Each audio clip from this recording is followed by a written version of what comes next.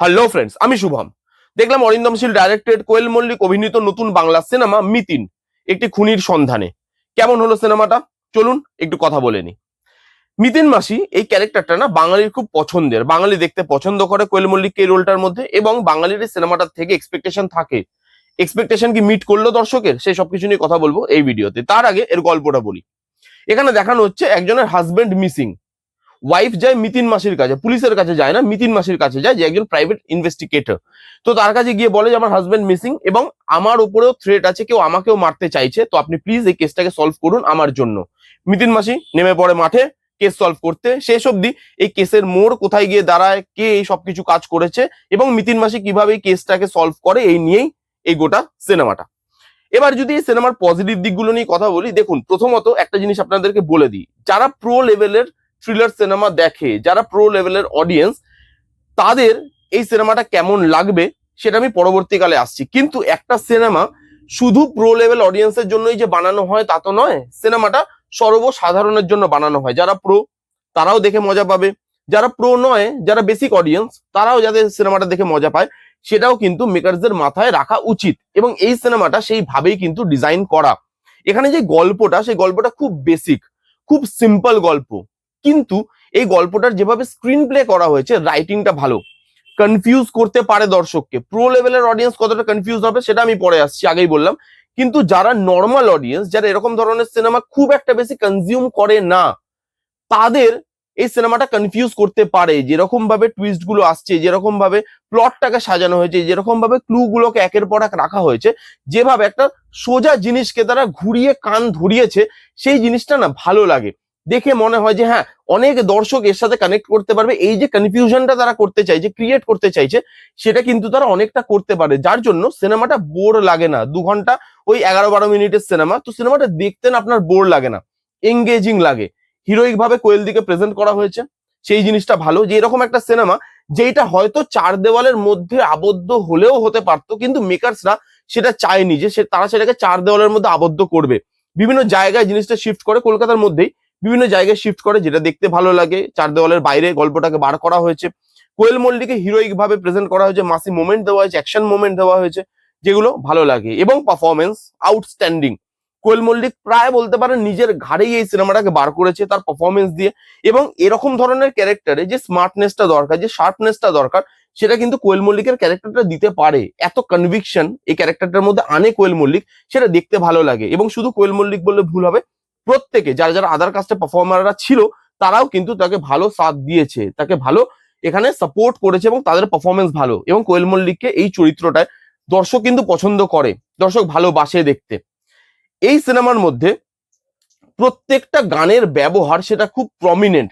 এই সিনেমাটার মধ্যে গান কিন্তু ইনক্লুডেড। গানটা এরকম নয় যে গানটা শুধু শুধু আসছে, গানটা গল্পটাকে এগোয়। কারণ এই সিনেমার মধ্যে ভাই রহস্যটার মধ্যে যে একটি খুনির সন্ধানে, এই সন্ধান করতে গিয়ে গানের নলেজও রাখতে হচ্ছে মিতিন মাসিকে। তো গানটা ইনকর্পোরেট করা গল্পের মধ্যেই, সেইভাবে গানটাকে ইউজ করা হয়েছে, এবং গানটা গল্পটাকে এগোয়। কোথাও গিয়ে মনে হয় না যে গানটা রাখতে হয়েছে, রেখেছে। গানগুলো ভালো, গানগুলো যে মোমেন্টে আসে সেগুলো বেশ দেখতে ভালো লাগে।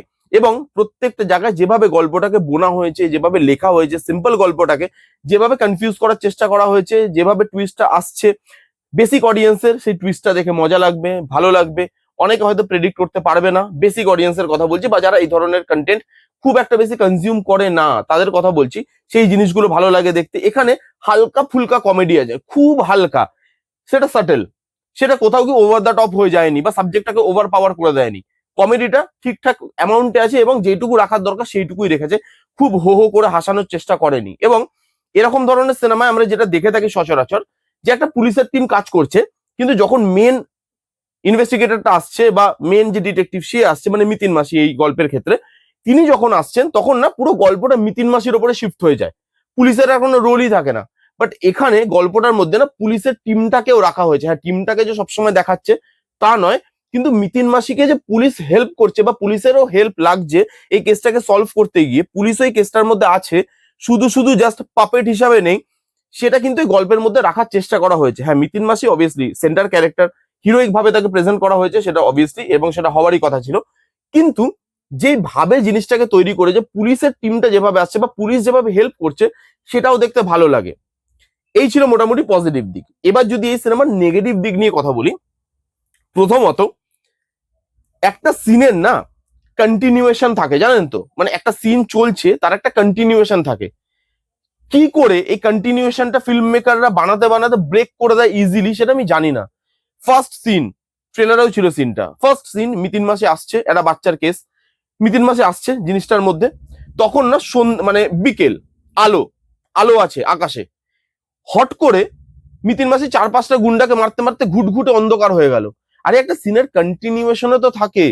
আপনি দেখাচ্ছেন যে বিকেল বেলা, হয়তো 4টে-4:30টার সময়, মানে সেই মুডটাকে আনতে চেয়েছে, হঠাৎ করে এমন একটা সন্ধে করে দিল যে 7টা-7:30 হয়ে গেছে, ঘুটঘুটে অন্ধকার, কিছু দেখা যাচ্ছে না। কন্টিনিউয়েশনটা তো রাখতে হয়। অরিন্দম শীল বড় ডাইরেক্টর, ডাইরেক্টর, এক্সপিরিয়েন্স অনেক অনেক কিছুতেই আছে অরিন্দম শীলের। ডাইরেক্টরও, সে ডাইরেকশন দিয়েছে অনেক সিনেমা, তো সেখানে তার এই জিনিসগুলো মাথায় রাখাটা উচিত। যেরকম একটা জিনিস দেখুন কি চাইল্ডিশ, হয়তো খুব ছোট ব্যাপার, কিন্তু অ্যাজ রিভিউয়ার যখন আমরা মুভি দেখতে যাই, ছোট ছোট জিনিসগুলো তো, মানে জিনিসগুলো তো আমাদের খেয়াল করতে হয়, না হলে এসে আর কি রিভিউ দেবো। এবার ব্যাপারটা হচ্ছে, দেখুন একটা ছোট্ট জিনিস, একটা ফ্ল্যাটে একটা খুন হয়েছে, পুলিশ আসছে। এবার পুলিশের কাজ কি? পুলিশ আসবে, এসে ফ্ল্যাটে যাবে না, পুলিশ মিতিন মাসির জন্য ওয়েট করছে। কেন বস? মিতিন মাসে আসবে, নিচে গার্ড আছে, জানে এরকম একটা ম্যাসাকার হয়েছে, মিতিন মাসি ঘরে ঢুকে যাবে, পুলিশ এসে মিতিন মাসির জন্য কেন ওয়েট করবে? সেই যে জিনিসগুলো, সেই যে ছোট ছোট জিনিসগুলো, সেগুলো না আপনাকে কোথাও ব্রেক করে দেয় রিদমটা, যে ভাই এই মানে এটা কি ইম্পর্টেন্স দিতে হবে ক্যারেক্টারটাকে, তাই বলে এরকম ভাবে ইম্পর্টেন্স দেবে সেই জিনিসটা। এবার আমি আসছি সেকেন্ড নেগেটিভ দিকে, যেটা হচ্ছে প্রো অডিয়েন্স ফার্স্ট সিনে এর টুইস্ট ধরে ফেলবে। আমি ধরে ফেলেছিলাম, এবং আমি নিজেকে না খুব প্রো লেভেলেরও যে অডিয়েন্স মনে করি তাও নয়, আমি নিজেকে একটা মিডিওকার একটা অডিয়েন্স মনে করি থ্রিলার সিনেমার, আমি মনে করি এটা।